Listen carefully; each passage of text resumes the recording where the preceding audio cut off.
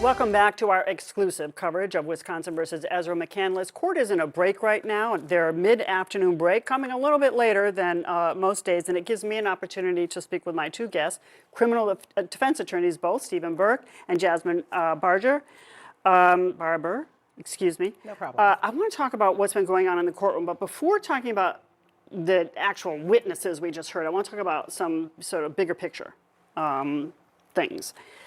There's no question that Ezra McCandless is a troubled young woman, right? I mean, it seems pretty evident. We know the defense is self-defense.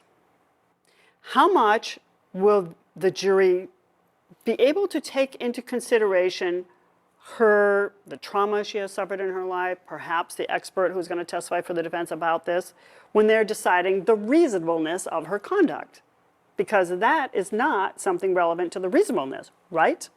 That's correct. I mean, expert or no expert, she's clearly lied. She's clearly made bad choices. She disassociates.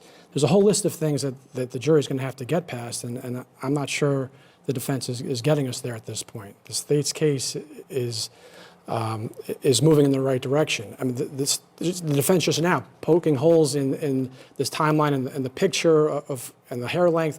I mean, yes, you have to punch holes, but it's not really getting, I don't think, the defense where they need to be.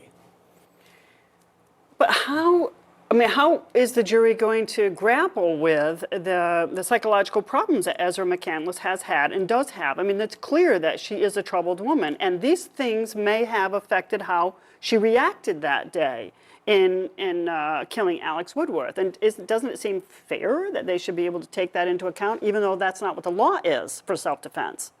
I believe that, of course, the judge will instruct them that they are supposed to apply an objective reasonableness standard, and so they shouldn't get into the particularities of her mind. But I think it's kind of impossible for the jury to just simply look past all of the time that they have spent on her mental state. Both the state and the defense have been discussing about how much of a troubled woman she is. I wonder if during the closing arguments they will ultimately try to attack whether she intended to do this because of her mental state.